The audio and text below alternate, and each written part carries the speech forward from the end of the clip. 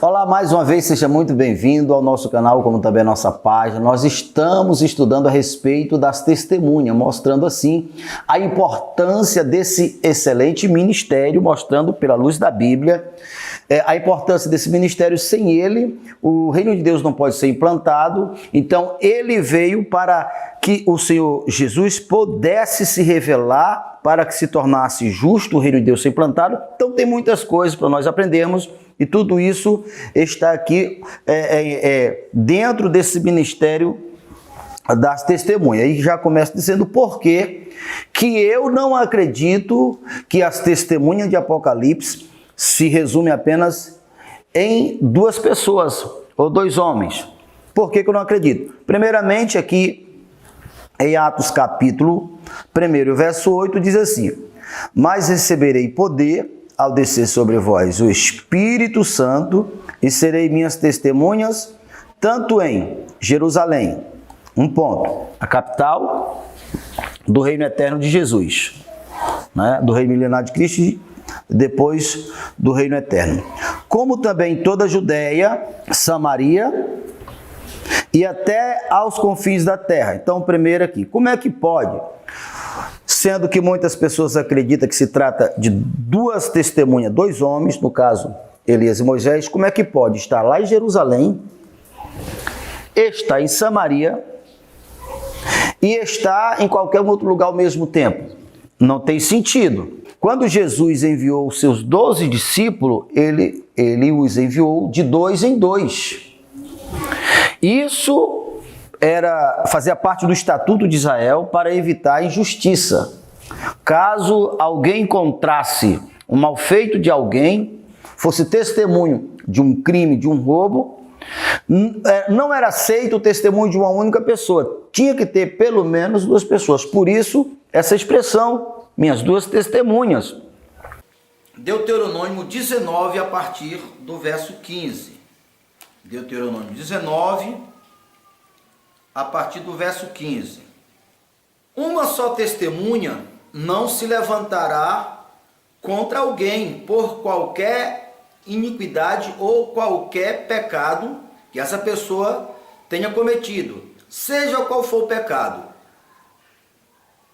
Pelo depoimento de duas ou três testemunhas se estabelecerá o fato. Então aqui você já começa a perceber que a questão das duas testemunhas não é um caso isolado, não foi coincidência, não foi por acaso que Jesus enviou de duas em duas. Não significa dizer que é apenas dois homens, porque se caso fosse assim, esses dois, Elias e Moisés, era maior do que o discípulo. E dos nascidos de mulher, diz a Bíblia, que o maior é João Batista. João Batista encerrou esse círculo do tempo da lei, do batismo das águas, para se começar o ministério do Espírito, o batismo do Espírito. Então, na Cidade Santa vai estar o nome dos 12 apóstolos como fundamento. Então, não tem sentido, porque se fosse para reencarnar pessoas, deveria ser eles, os apóstolos, e não João Batista, ou seja, não Elias e nem Moisés. Então, Pedro, eu te darei a chave do reino dos céus. O que ligar na terra é ligado no céu. Esse é o papel de uma testemunha. Ao encontrar alguém no erro, vai lá, você só. Os capítulos de Mateus, capítulo 16, verso 18, como também no capítulo 18, verso 15, 16 até o 18. A pessoa não se converteu, não aceitou você sozinho, vem e chama duas ou mais pessoas para se torne testemunha que aquela pessoa rejeitou. Aquela pessoa não podia ser julgada antes que ela tivesse a oportunidade, a palavra da salvação. Entende? Então, esse é o testemunho, esse é o ministério das testemunhas. E além disso, o Senhor Jesus disse: o que ligardes na terra, serás ligado no céu. A grandiosidade que está por trás de tudo isso é muito grande. Então, se alguém acredita que esse ministério é restrito a 2 homens e ainda que iria ser ressuscitado, por si só está dizendo, vocês não são de nada, viu? Cacei aqui dentre os meus e eu tive que buscar alguém do passado para trazer para fazer uma obra. Isso não tem sentido. E, teria que admitir a reencarnação. E aí, aquela parábola que Jesus contou do Lázaro e do rico, Jesus errou. Porque lá ele disse que os 2 morreram. Um desceu à sepultura e o outro foi levado pelos anjos. E lá no Hades, o rico olhou e viu a Lázaro juntamente com Abraão.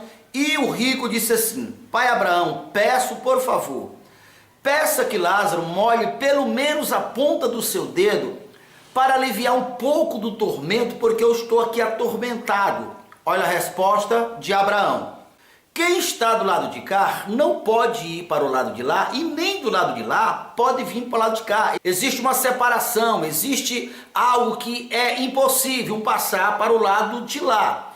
Então, diante desse primeiro pedido, o rico fez o segundo pedido. Pai Abraão, pois eu te peço, já que Lázaro não pode vir aqui, peça que ele vá lá na minha casa, porque eu tenho 5 irmãos, e peça para ele avisar, ou pregar, ou testemunhar para os meus 5 irmãos, para que não aconteça que ele venha para esse lugar de tormento que eu estou. Olha a resposta de Abraão. Filho, lá na terra tem Moisés e os profetas. Observe que já são 2 nomes, Moisés e os profetas. Aqui não falam a respeito de Elias. E ele continuou: então, se é para ele ouvir, ouça os vivos, ouça os que estão lá. Porque se não ouvir o vivo, como poderá ouvir quem já morreu?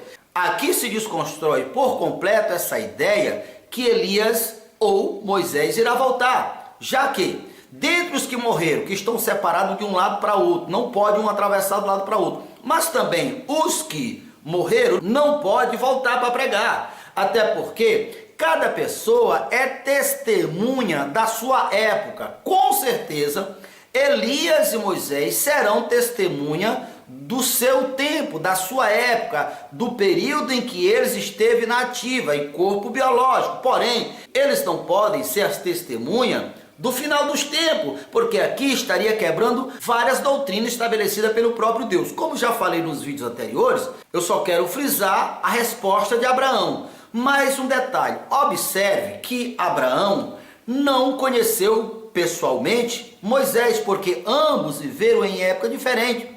Obviamente Moisés com certeza sabia da história de Abraão, mas Abraão não sabia da história de Moisés. Mas mesmo assim ele disse que lá na terra, ou aqui na terra, teria Moisés e os profetas. Isso dá a entender, já que Abraão viveu antes de Jesus, então aquelas pessoas que estavam no exercício prático do seu ministério era representado por Moisés.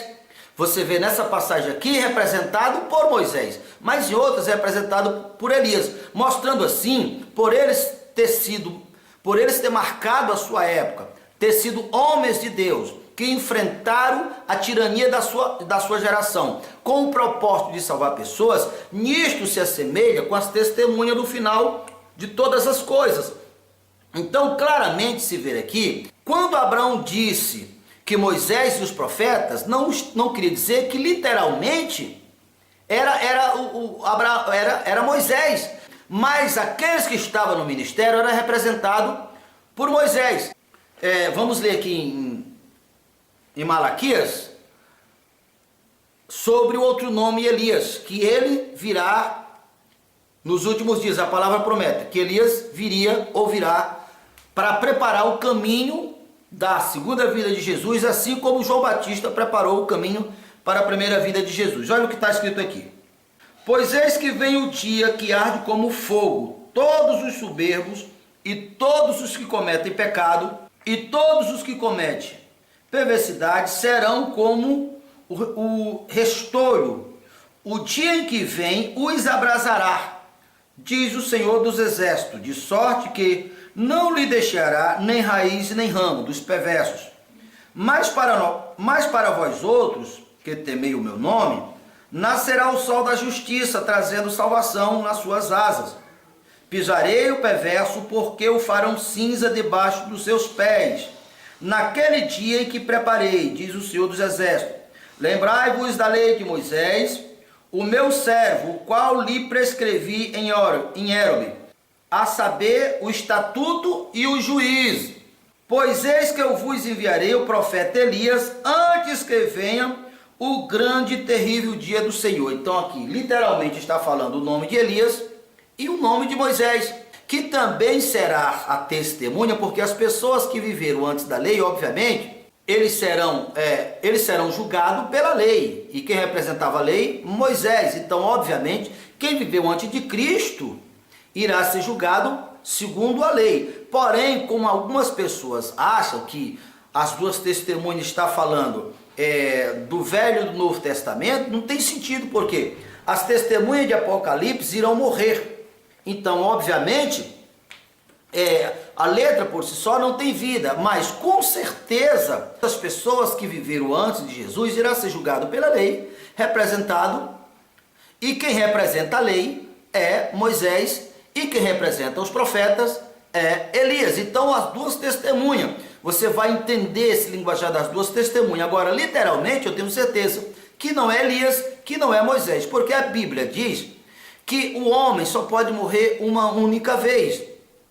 E Elias e Moisés já morreram. Então não tem sentido, já que as testemunhas irão morrer. Aí você pode dizer assim, pastor, mas Elias e Moisés não morreram. Por isso que eles irão ressuscitar para ser duas testemunhas.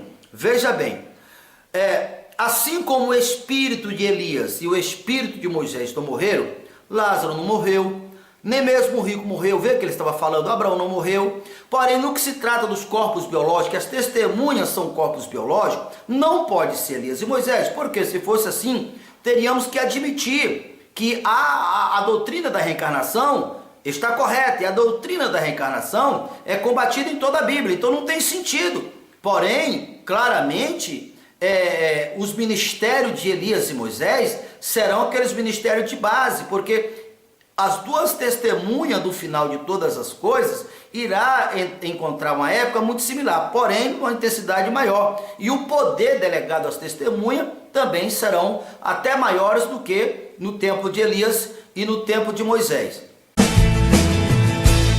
Você está sentado à direita de Deus Pai, na pessoa de Jesus.